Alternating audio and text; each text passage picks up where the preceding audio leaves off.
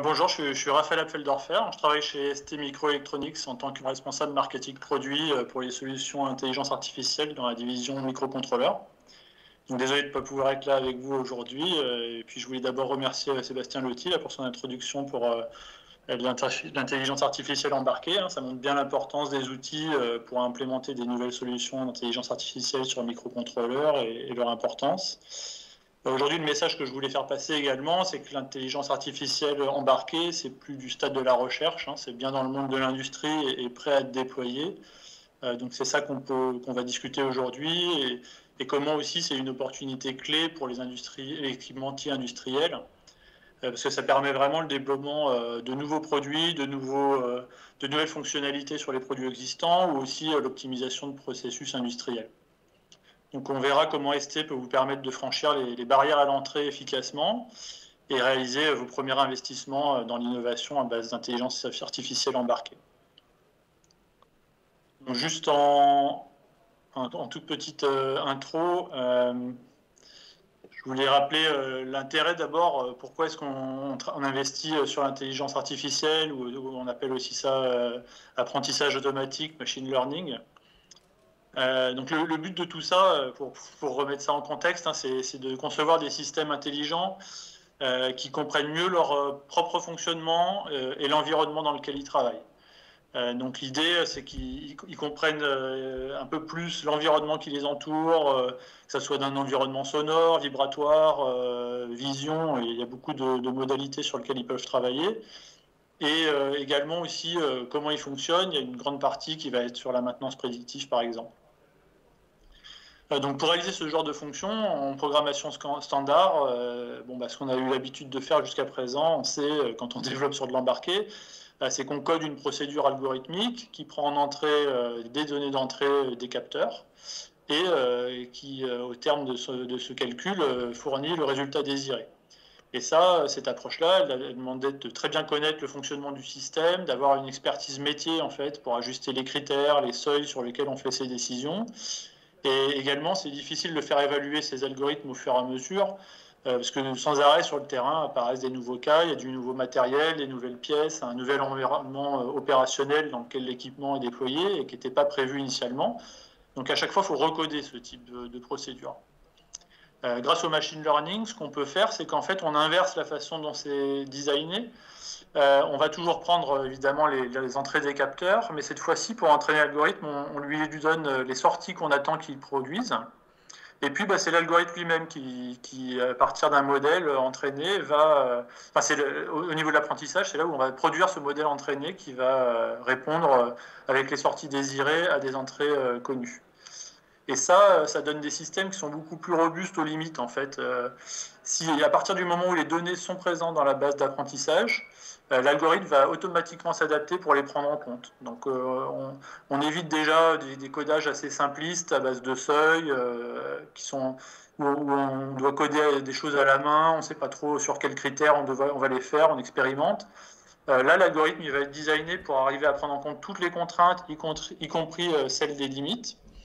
Et par exemple, si on teste un signal radar qui détecte la présence des personnes, on va pouvoir lui dire ça c'est un signal qui correspond à un humain. Et l'algorithme il va apprendre la forme d'onde typique d'un humain et arriver à pouvoir indiquer du coup plus seulement la proximité par rapport à un radar, mais est-ce que cette forme d'onde du radar elle correspond à un humain par exemple. Et du coup, je parlais aussi de l'évolutivité. Si les conditions changent dans le temps, on étend la base d'apprentissage et puis on réentraîne. Et finalement, l'apport qu'on a à faire et les modifications qu'on a à faire restent assez limités. On n'a pas besoin de rajouter les nouveaux critères, on apporte juste à la base d'entraînement. Et aujourd'hui, ces solutions, elles s'appliquent à énormément de cas d'usage et différents marchés. Et notre stratégie chez ST Microelectronics, c'est vraiment de permettre à tous les développeurs embarqués de rajouter ce type d'algorithme facilement dans leur design, qu'ils aient des connaissances en intelligence artificielle ou machine learning ou pas d'ailleurs. On va voir qu'on a commencé déjà à évoquer les outils type Nano AI Studio, qui facilitent vraiment le portage de ces algorithmes sur microcontrôleurs STM32. Donc aujourd'hui, on a des milliards d'objets qui capturent de la donnée. Quand on parle de microcontrôleurs généralistes, on parle vraiment de milliards. C'est vraiment tous les objets du quotidien, les lave-vaisselle, les pompes, les systèmes de surveillance, le comptage. On appelle ça aussi le Deep Edge. Hein, c'est des simples objets où il y a juste un microcontrôleur, des petits capteurs.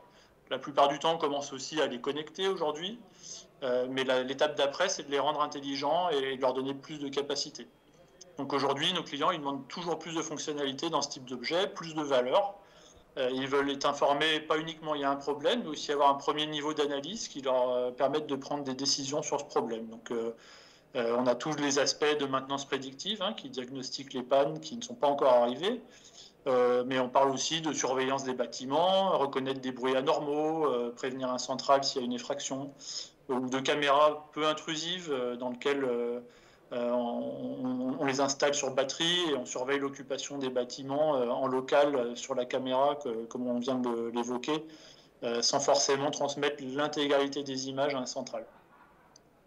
Et tous ces domaines, on peut les couvrir aujourd'hui dans un certain cadre, évidemment. On reste contraint dans les limites de microcontrôleurs, mais dans ces simples microcontrôleurs, on peut implémenter aujourd'hui des algos de machine learning simples.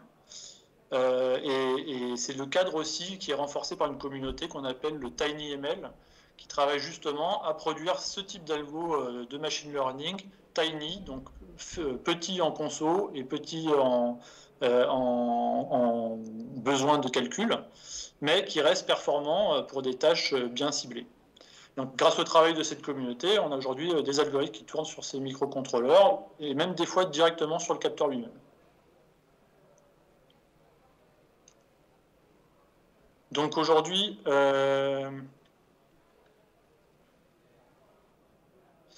on voit beaucoup de personnes qui commencent un projet AI et beaucoup qui ne savent pas vraiment comment en fait. Selon les organismes type Gartner, on estime qu'aujourd'hui on est encore un peu dans la phase de hype. L'Edge AI, c'est quelque chose de trendy, tout le monde veut commencer. Maintenant, ce qu'on voit, c'est que ce qu'on nous prédit, c'est que d'ici 2 à 5 ans, on va atteindre ce fameux plateau de productivité où la technologie va cesser d'être hype et va devenir vraiment mainstream pour tous les acteurs. Et aujourd'hui, effectivement, du coup, le message est encore un peu confus au niveau des acteurs, puisqu'on montre beaucoup de cas d'usage très complexes sur la vision. Quand on pense à intelligence artificielle, on a l'impression que tout est magique, on va pouvoir détecter n'importe quoi. Et effectivement, il y a ce genre de choses qui sont possibles, mais elles nécessitent tout de suite des très grandes puissances de calcul, et que ce n'est pas du tout des choses accessibles aux objets dont je parlais, des petits objets de tous les jours qui tournent sur microcontrôleurs. C'est vraiment des choses qui vont rester localisées dans le cloud avec tous les problèmes que ça engendre au niveau de devoir déporter toutes les données à l'extérieur par de la connectivité. Donc aujourd'hui, là, on travaille sur ce type de produit, un d'Edge AI, où vraiment c'est de la pointe de l'innovation et c'est pas toujours facile de cerner quelles sont les possibilités et voire d'estimer les vrais bénéfices potentiels. La machine à laver qui va diagnostiquer est-ce que quel est le type de linge qu'on est en train de laver et donc quel est le meilleur programme pour ce type de linge. On voit bien que ça va nécessiter un certain investissement. Quel est le bénéfice qu'on en retire? Quel est le bénéfice pour sa base client? Et puis comment ça va marcher en pratique si la classification marche plus ou moins bien? Est-ce qu'il va y avoir un fallback pour l'interface utilisateur du client, etc. Donc c'est des choses encore où les gens se cherchent. Et il ne suffit pas d'avoir cette fonctionnalité pour que tout de suite on sache quoi en faire également. On a beaucoup de choses dans la maintenance prédictive où on dit, bon ben voilà, on va alerter les gens quand il y a une anomalie qui se produit, mais derrière, il faut avoir les équipes qui traitent l'alarme, il faut que les équipes elles fassent confiance au diagnostic qui a été réalisé en local, ou alors en tout cas qu'elles sachent utiliser intelligemment le signal qu'on leur donne. Et puis, si la façon traditionnelle qu'ils ont de faire de la maintenance, elle n'est pas prête à évoluer, qu'ils ont décidé que de toute façon, ils passaient toutes les semaines voir les machines industrielles et que ce n'est pas seulement quand la machine les alerte, et du coup, il va falloir transformer un peu la façon dont les équipes travaillent. Il faut être prêt aussi à effectuer quelques transformations d'entreprise pour pouvoir bénéficier de ces technologies. Mais au vu de la tâche à accomplir, on voit que si on veut être prêt d'ici 2 à 5 ans, il va falloir commencer dès maintenant à commencer à implémenter de l'intelligence artificielle embarquée pour que quand ça soit vraiment mainstream dans 2 à 5 ans, les constructeurs qui n'ont pas anticipé vont devoir se reposer sur ceux qui ont anticipé et qui proposent alors ces nouveaux services. Donc aujourd'hui, ce que je disais, hein, c'est que les responsables de l'innovation ont un peu tendance à surestimer ce qu'on va pouvoir faire sur de l'AI. Et il y a toujours des compromis à faire, en fait. Des compromis soit sur le prix, hein, au lieu d'embarquer un gros GPU, un énorme microprocesseur qui est très coûteux en consommation, en prix, bon, bah, ça, c'est pas forcément à la portée des marchés bas coût. Soit sur la consommation de puissance, on peut faire des caméras intelligentes qui traitent tout en local, mais il faut aussi qu'elles soient branchées sur le secteur ou sur le Power over Ethernet. Du coup, ça engendre des coûts à l'installation. Hein, c'est beaucoup plus efficace si on arrive à mettre un petit senseur d'image qui soit autonome sur batterie. Et puis, un compromis sur la performance. Évidemment, on peut peut-être choisir de reconnaître uniquement les consommables les plus courants pour une machine à café ou pour ce type de produit, et pas tous les composants du marché, tous les consommables du marché ou ceux qui sont plus rares. Et ça permet après, du coup, de partir sur des vrais produits que la R&D va savoir implémenter par après. Donc, et pour pouvoir vraiment juger de ces compromis qu'on va devoir faire, le mieux, ce qu'on conseille, c'est d'avoir une approche itérative. Hein. Commencer par un premier proof of concept, prouver des premières fonctionnalités, et puis du coup aligner ses besoins marketing et ce qu'on sait vraiment faire au niveau technique sur ce type de produit. Même la R&D d'ailleurs a besoin d'expérimenter elle-même, hein, des fois avec l'aide de sociétés de services ou des solutions logicielles qui vont leur simplifier la vie.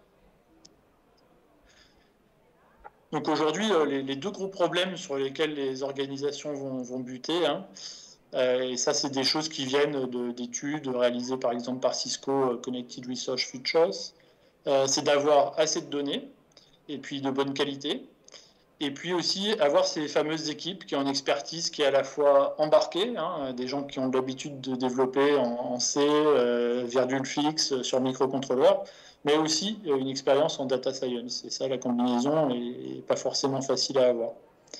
Donc selon ces études, voilà, 15 mois pour obtenir un dataset en quantité suffisante, qui soit vraiment utilisable, exploitable pour faire une solution qui parte en production. Hein. Et ça a à la fois un besoin de quantité pour entraîner les réseaux, mais aussi de qualité.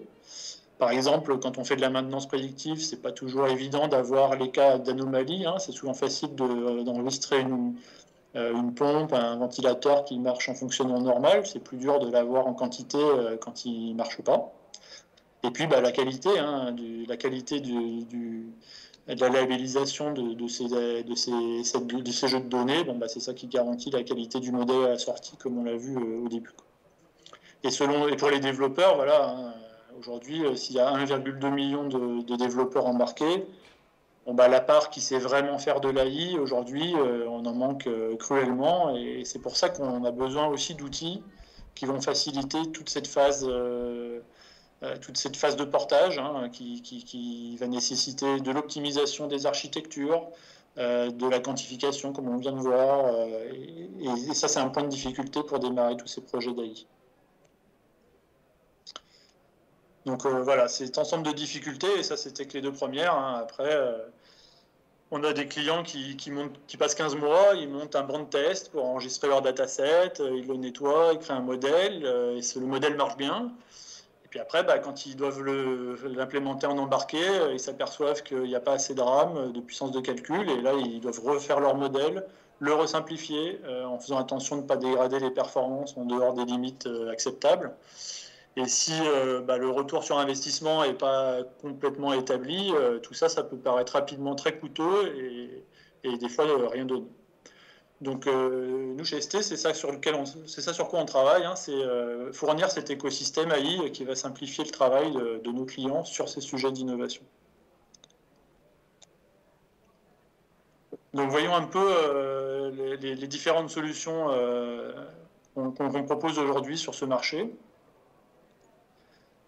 Alors tout d'abord, voilà, on s'adresse à différents profils, hein, de compagnies. On a investi très fortement, hein, sur l'intelligence artificielle embarquée pour faire bénéficier nos clients des dernières innovations. Et on a acquis en juillet dernier une société qui s'appelait Cartesiam, et qui développe ce logiciel qui s'appelle NanoEdge AI Studio, avec un logiciel qui permet aux développeurs embarqués sans expertise d'intelligence artificielle de développer leurs solutions avec des très petits datasets. Et puis également, on a tout un pan de notre activité qui développe un autre logiciel qui s'appelle STM32 Cube AI, qui lui est pour un profil de personnes qui ont déjà travaillé au niveau data science sur leur propre modèle, qui ont développé leur modèle à base des frameworks d'AI tels TensorFlow, TensorFlow-Lite, PyTorch, etc. Et qui a besoin d'outils pour arriver à les aider à l'embarquer sur microcontrôleur STM32, donc tous ces aspects pour le tester en embarqué avec les contraintes de l'embarqué. Donc on propose maintenant ces solutions pour tout type de profil, et que vous ayez une équipe AI ou pas. À partir du moment où vous allez faire des produits embarqués à base de STM32, vous allez avoir de l'aide pour les concevoir les modèles, les porter sur microcontrôleur, sur tous les cas d'usage qu'on va maintenant détailler. Donc le premier outil, un NanoEdge AI Studio, donc c'est vraiment un environnement de développement qui tourne sur PC, Windows ou Linux Ubuntu, et qui va aider le développeur à automatiser des tâches de développement d'AI. Donc le développeur embarqué, ça va être quelqu'un qui n'a pas forcément ses compétences spécifiques en data science, ou qui les a d'ailleurs. Il y a aussi beaucoup d'ingénieurs data science qui utilisent cet outil, ne serait-ce que pour explorer un peu ce qui est possible en termes d'algorithmes. Et donc on va donner en entrée des données à l'algorithme, et puis l'outil va chercher quelle est la meilleure librairie de machine learning qui va répondre à un certain besoin. Donc on a aujourd'hui deux catégories de projets. Les projets où on essaye de détecter des anomalies sur les produits, donc soit à base de vibration, soit à base de courant, on va voir, soit à base de son aussi. Essayer de déterminer ce qui est de l'ordre du normal et puis de l'ordre de l'anomalie. Des librairies de classification, donc ils vont à partir de signal d'entrée essayer de le classifier, par exemple classifier des anomalies, mais pas forcément des anomalies, ça peut être aussi classifier des matériaux par exemple. Et puis là on est aussi sur le point de sortir la version 3 du NanoEdge AI Studio, dans laquelle on va donner encore plus d'algorithmes et de types de catégories de projets disponibles pour les développeurs, comme par exemple l'extrapolation des données, à partir de l'historique des données, essayer de voir comment est-ce que le futur des données va évoluer, ou des classifications binaires qui permettent par exemple, détecter des anomalies sans forcément avoir d'exemple de l'anomalie en elle-même. Donc ça, c'est un outil qui va vraiment mettre entre les mains des développeurs embarqués tout ce qu'il faut pour pouvoir tester différents types d'algorithmes, les benchmarker sur le dataset d'entrée pour l'apprentissage et à la fois avec un émulateur sur le dataset de sortie, sur un dataset de validation, pardon.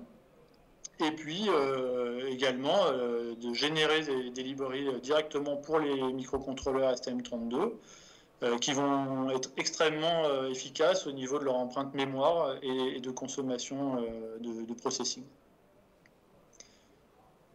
Pour donner un exemple sur lequel beaucoup de nos clients travaillent actuellement, c'est la détection d'anomalies qui est faite à base de vibrations ou d'accéléromètres. Donc avec ce type de capteur, on peut déployer des librairies de surveillance qui surveillent les vibrations et qu'on déploie sur tout équipement, par exemple, qui ont des parties rotatives, comme par exemple les moteurs ou les pompes. Et puis plus généralement des équipements où la vibration va être un signe distinctif de soit le mode opératoire de l'équipement, comment il fonctionne, soit le type de défauts qui peuvent apparaître sur ces équipements, comme par exemple les roulements à billes qui commencent à se gripper.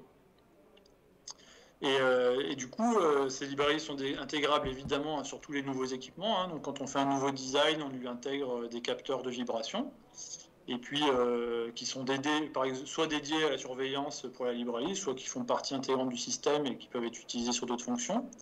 Mais ce qui est intéressant avec les vibrations, c'est qu'on peut aussi faire des modules qui se fixe directement sur les équipements à surveiller. Donc, comme la vibration va se transmettre à travers la fixation, on va pouvoir surveiller tous les équipements déjà déployés sur le terrain. Et ça permet d'adresser des bases installées très larges et possiblement très variées.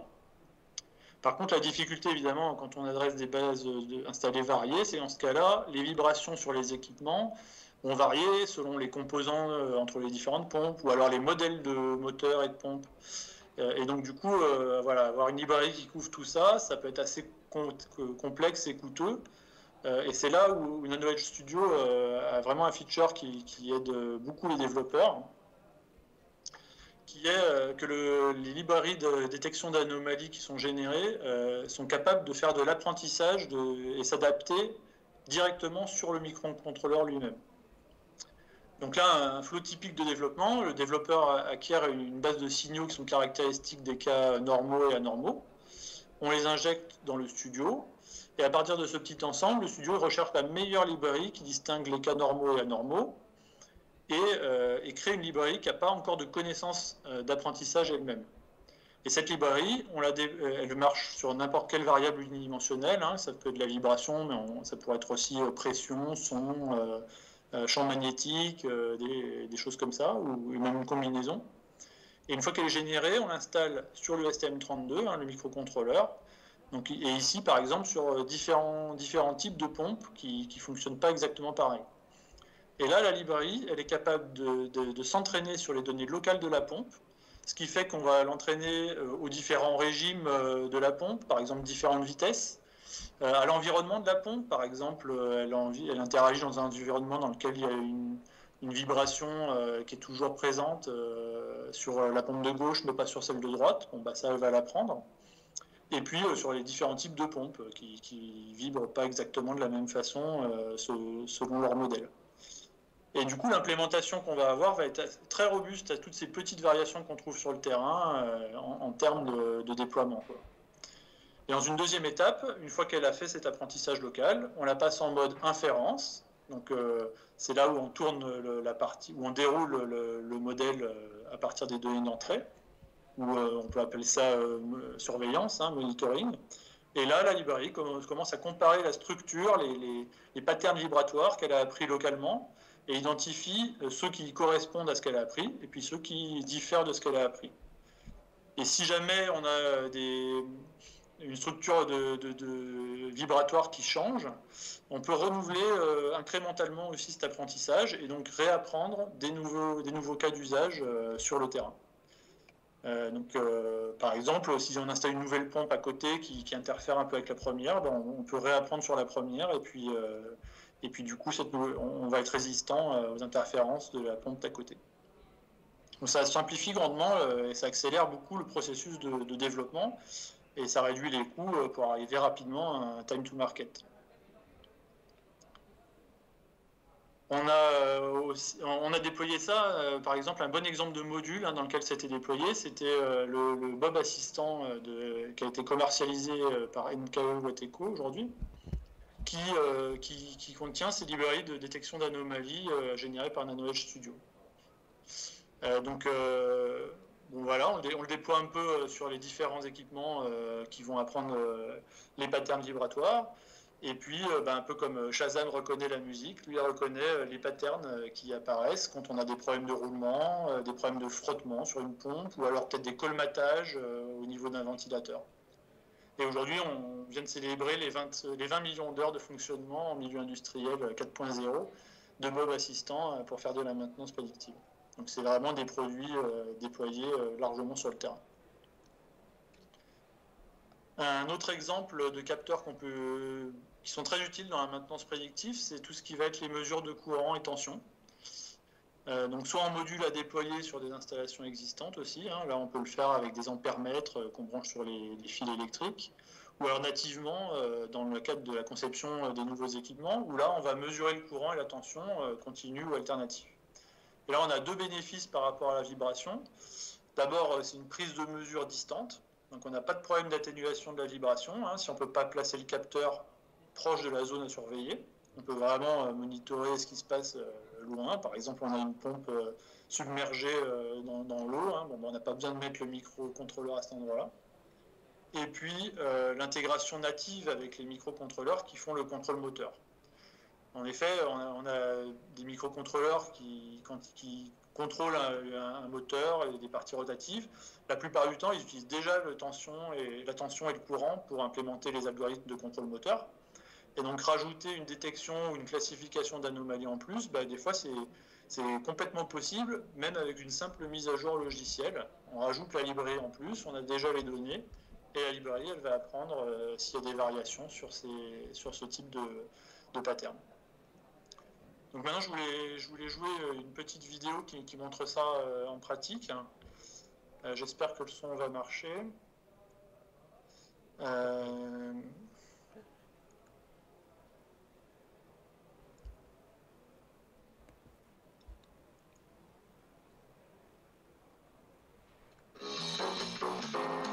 Ça passe? Donc là, on a une petite vidéo qui va vous montrer une démo qui tourne sur carte d'évaluation Nucléo STM32 F405.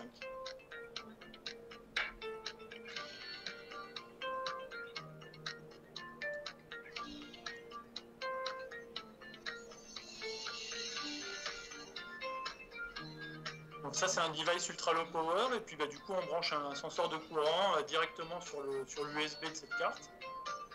Et puis, on alimente un ventilateur par USB qui est contrôlé par la carte. Donc là, à partir du signal électrique, on apprend qu'est-ce que c'est le fonctionnement normal du ventilateur directement sur le microcontrôleur. Donc on le met en marche. Voilà, donc là, il effectue un apprentissage sur les conditions normales. Donc là, il est en train de contrôler le fonctionnement du ventilateur, puis il mesure les consommations de courant du ventilateur. Et vous voyez, l'apprentissage, c'est extrêmement rapide. Puis après, on le passe en mode inférence, comme on l'a fait précédemment. Et là, du coup, le STM32F4, il va voir qu'est-ce qu'est une anomalie. Donc là, par exemple, on a mis un post-it sur le ventilateur. On détecte le fait que le ventilateur est obstrué par le post-it. Et puis, on en fait deux librairies. On a la première qui détecte les anomalies et puis une deuxième qui va classifier les différents types d'anomalies. Donc là, avec le bouton rouge, on voit qu'il y a une nouvelle anomalie. Et puis, on voit sur l'écran LCD que ça a été détecté comme un frottement, cette fois-ci. Donc, un type d'anomalie un peu différent sur le courant. Et donc, avec ces deux librairies, il y en a une qui détecte sur le fait qu'on soit en mode anomalie, et puis une autre obstruction, parce que c'est un frottement. Et ce type de démos, elles sont créées extrêmement simplement, en fait, par le studio. Un autre type de démo sur lequel on a travaillé également, puis qui est aussi intéressant pour nos clients. Ça a été une démo qui est montée sur un autre type de capteur, qui est le VL53L5, qui est un capteur time of flight. Donc, le capteur time of flight, c'est un capteur développé par ST qui mesure la distance et la réflectance des matériaux grâce à un petit émetteur-récepteur de lumière infrarouge. Il émet quelques photons vers le matériau et puis il mesure ce qui lui revient. Et et aujourd'hui, on a ce qui est nouveau sur le VL53L5CX, c'est qu'on a un capteur qui fait ça sur 8 zones séparées. Donc on a une espèce de vue de 8 pixels par 8 pixels de la distance et puis du niveau de réflectance des matériaux à l'infrarouge. Et en injectant ce signal dans le studio, on peut directement tester différents types de projets. Et donc là, ce qu'on a fait, c'est qu'on lui a soumis différents types de matériaux, donc du verre, du carton, du plastique. Et on a pu expérimenter directement dans ce studio comment distinguer ces trois matériaux avec une bonne précision. Donc c'est quelque chose qui a été fait de façon extrêmement rapide par nos experts. Et du coup, ça permet de voir qu'on génère facilement des toutes petites librairies. Celle-là, elle va tourner sur du Cortex M0, donc par exemple le STM32G0 à 64 MHz, qui sont des microcontrôleurs très bas coût et en plus combinés avec un capteur assez innovant comme le time of flight. On va avoir des produits vraiment avec un prix très attractif et puis très, très facilement déployable dans beaucoup d'autres produits. Donc aujourd'hui, on a l'intérêt de nos clients qui expérimentent avec ce type de propriété du time of flight pour par exemple classifier les déchets recyclables ou alors des types de salissures aussi pour les produits d'entretien. Donc assez rapidement, voilà, on génère ces toutes petites librairies. Celle-là, c'est 1 kg de RAM, 4 kg de flash pour pouvoir classifier 3 matériaux. Et puis on peut du coup les embarquer dans n'importe quel microcontrôleur de la gamme STM32, mais y compris, voilà, là c'est du tout petit microcontrôleur, le M0. Après, on a une deuxième catégorie de public auquel on s'adresse, c'est les équipes qui ont déjà fait leur propre modèle, donc qui travaillent aujourd'hui en TensorFlow, en Keras, en PyTorch, et qui ont besoin d'aide pour avoir ces modèles préentraînés qui tournent sur STM32. Donc on a un outil qu'on met gratuitement à disposition de nos clients, qui s'appelle STM32 QBI, qui va vous aider à optimiser, en code C, optimiser les modèles. Donc, une fois qu'on a entraîné son modèle offline, on l'injecte en QBI, et puis si on lui donne un dataset, on peut même aller jusqu'au test et la validation du modèle directement sur un microcontrôleur attaché au PC. Et donc, on a une vue, et puis nos clients gagnent beaucoup de temps grâce à l'outil parce qu'il y a des capacités de visualisation sur la complexité du modèle, où se trouve la complexité, dans quelle couche. Comment sont gérés les buffers mémoire, par exemple, entre les buffers de mémoire interne, externe, où on a une vision avec l'interface utilisateur graphique directement de tout ça.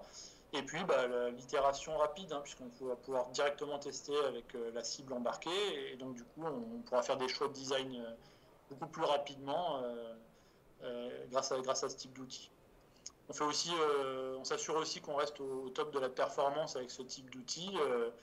En intégrant tout ce qui va être les benchmarks de référence. Donc aujourd'hui, il y a tout un écosystème qui se monte aussi sur le benchmark pour le machine learning, qui s'appelle MLPerf. Il y a une section Tiny qui s'est créée aussi dedans pour mesurer justement la taille des petits modèles ML, des Tiny ML, et leur performance sur différents hardware. Donc il y a deux sections, une section pour vérifier la performance sur l'hardware, une section pour voir justement la qualité de ce type d'outil pour optimiser le modèle et faire en sorte qu'il marche encore mieux sur les types de hardware. Et donc du coup, voilà, ici nos clients conçoivent leur propre modèle AI, ils le conçoivent donc par eux-mêmes, contrairement avec NanoEdge AI Studio, où là on propose aussi des options d'implémentation optimisées où le client a directement accès à un modèle optimisé pour lui. Et autour de tout ça, on va apporter un écosystème complet pour démarrer son projet. Donc on a beaucoup d'exemples applicatifs dans la vision, l'audio, les capteurs, la maintenance prédictive. Et puis on donne aussi quelques librairies de processing. Là on parlait précédemment qu'il n'y avait pas grand-chose sur microcontrôleur pour faire le pré-traitement de la donnée, ce qui est vrai. Donc ça fait partie aussi des choses sur lesquelles STMicro travaille. Par exemple, des librairies de processing pour la vision, dans le pack d'exemple vision. On a intégré ça récemment pour justement la colorimétrie de l'image, le cropping, des choses comme ça. Et puis enfin, on a évidemment tout un ensemble de wikis et de pages qui décrivent nos benchmarks machine learning, des exemples applicatifs divers, et une communauté pour aider nos clients sur ces sujets.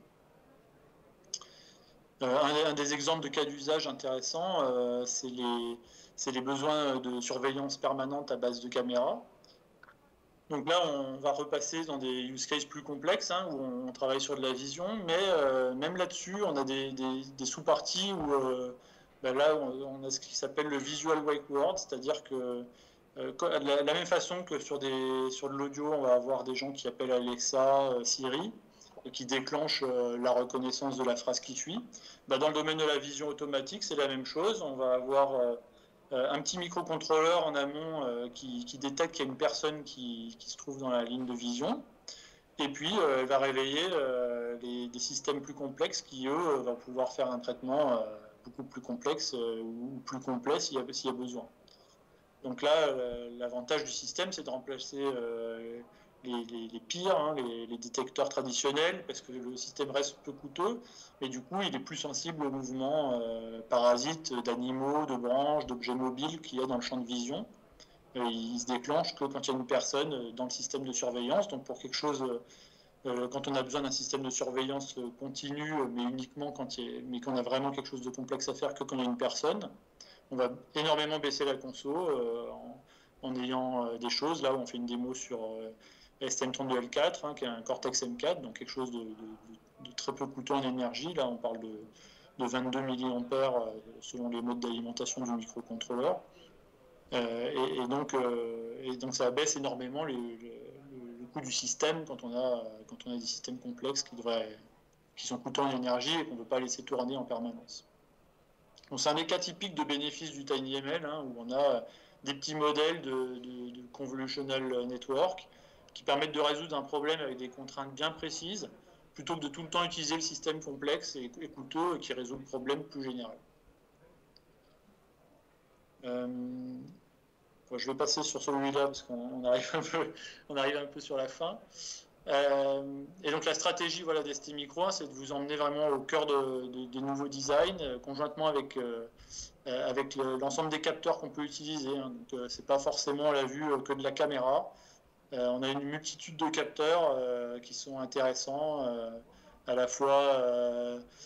Et en fait, tous ces capteurs, le but c'est de concevoir des systèmes qui ne sont pas uniquement comme les sens humains, hein, mais qui permettent aussi d'utiliser d'autres types de sens, hein, la profondeur de champ, une vision des températures corporelles ou une modification des charges électrostatiques, par exemple, avec des senseurs innovants comme le QVA. Donc ça permet de respecter aussi les aspects privés mieux qu'avec l'image ou la voix. Donc je vous invite maintenant à aller sur notre site. Hein. On a tout un ensemble de cas d'industriels qui déploient déjà avec nous, hein, comme Schneider Electric, la Croix Électronique, qui utilisent nos solutions pour des projets de comptage de personnes ou des niveaux d'encrassement des fours. Et puis on a aussi sur notre site un endroit pour stimuler l'imagination où on a tout un ensemble de cas d'usage microcontrôleurs qui est répertorié, qui couvre l'énergie, la santé, les maisons connectées, la maintenance prédictive. Enfin, il y a beaucoup de possibilités que vous pouvez du coup découvrir à travers ce site.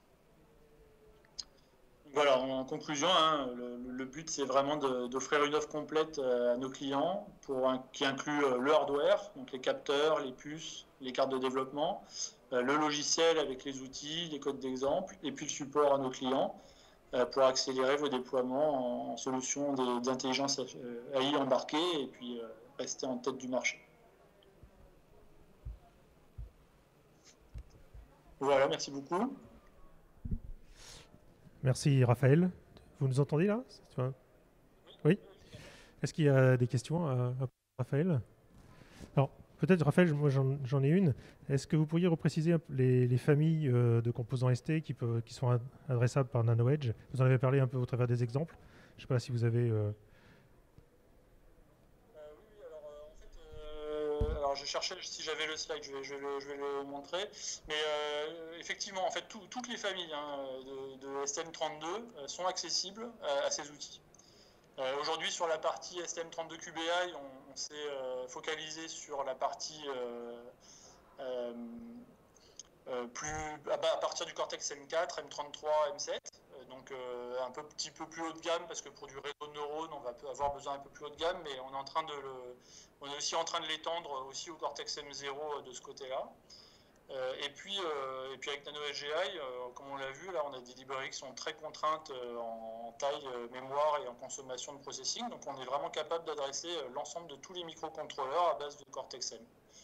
On travaille aussi sur la partie Cortex-A, hein, mais sur cette partie, on est présent aussi à travers les TensorFlow, les frameworks TensorFlow interprétés, de la même manière que beaucoup d'acteurs sur le marché. Hein, ce qui est moins répandu sur le marché, effectivement, c'est ces supports des composants vraiment petits, comme du Cortex M0 et du Cortex M7.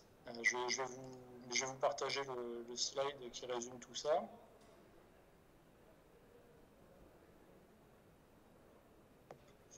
voilà, qui montre un peu l'étendue de la gamme aujourd'hui. Donc on a la gamme ST SM32 micro, elle comprend à la fois une grande gamme sur du Cortex M, qui va du M0 au M7 jusqu'au dual core A7, et puis qui contient des gammes dédiées au mainstream, avec des fonctions plus industrielles, dans lesquelles on va embarquer typiquement ces algos industriels de contrôle moteur et de détection d'anomalies. Les gammes ultra low power qui vont permettre d'adresser vraiment des tout petits devices sur batterie, comme par exemple le Bob Assistant. Et puis des contrôleurs qui intègrent nativement aussi la connectivité. J'en ai pas beaucoup parlé, j'ai dû passer un peu rapidement là-dessus, mais on a aussi des cas d'usage où on voudrait faire tourner par exemple des petites détections de chiffres, et puis transmettre ce qu'on a digitalisé en termes de chiffres à travers de la connectivité basse conso, comme le LoRaWAN avec le STM32WL ou Bluetooth avec le STM32WB. Et puis enfin, évidemment, la partie haute performance, où là, on va avoir tous les microcontrôleurs qui servent pour les affichages en particulier, qui sont assez consommateurs, et puis sur lesquels on peut faire tourner des cas un peu plus complexes de vision automatique, de computer vision, qui tournent assez bien sur du H7. Très bien, merci. Peut-être une question, alors sans trahir de secret pour rester. Là, on a vu les produits aujourd'hui, les solutions aujourd'hui. Demain, en fait, qu'est-ce que va proposer ST autour de l'IA en termes de composants, de solutions? Alors, pas forcément des scoops, est-ce qu'il y a des choses à nous indiquer? Oui, aujourd'hui, ST, la chose que je voudrais vraiment souligner, c'est qu'on essaye de passer maintenant du mode plus test d'algorithme à un mode plus industriel. Aujourd'hui, on accompagne vraiment des vrais projets. Donc, effectivement, on a une roadmap pour continuer à accompagner nos clients au travers de tout ça. Mais le message que je voudrais faire passer, c'est que c'est déjà prêt et mature, et que c'est déjà utilisé par un certain nombre de nos clients industriels pour développer des choses aujourd'hui. Donc là, sur cette gamme qu'on voit là aujourd'hui, on est vraiment déjà capable d'implémenter beaucoup de cas d'usage qui amènent déjà de la performance aujourd'hui. Pas forcément des choses qui vont faire de la surveillance massive dans la Smart City, où on va surveiller 1 millier de personnes, trouver l'identité des personnes derrière un masque, et des choses comme ça. Mais par contre, sur des cas d'usage beaucoup plus concrets, finalement, et peut-être plus répandus, classifier le type de linge dans une machine, le type de capsule dans une machine à café, ou le type de vibration qu'il y a dans une pompe ou un moteur. Ça, c'est déjà faisable aujourd'hui avec toute cette gamme.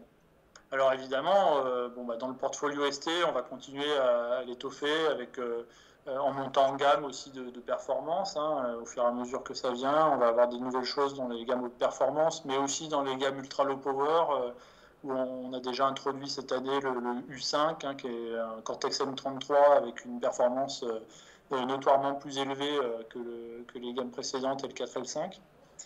Et évidemment, les outils AI vont continuer à supporter tout ça. On va venir avec plus de use cases et plus d'exemples applicatifs autour de tout ça. Comme je disais, là, on améliore également les outils pour supporter de plus en plus de types d'algorithmes, de types de choses autour de ça. Et le but maintenant, c'est vraiment d'arriver à avoir un environnement logiciel que les gens puissent prendre en main et aller rapidement en production avec, parce que comme on disait, dans 2 à 5 ans, ça sera mainstream, et ceux qui n'ont pas commencé aujourd'hui, ils sont en retard déjà. Bien, merci Raphaël pour ces infos. Est-ce qu'il y a une question avant de... Très bien. Merci, ça a été très clair. Merci Raphaël pour cette intervention à distance. C'était parfait. Merci beaucoup. À très bientôt Raphaël. Merci. Au revoir.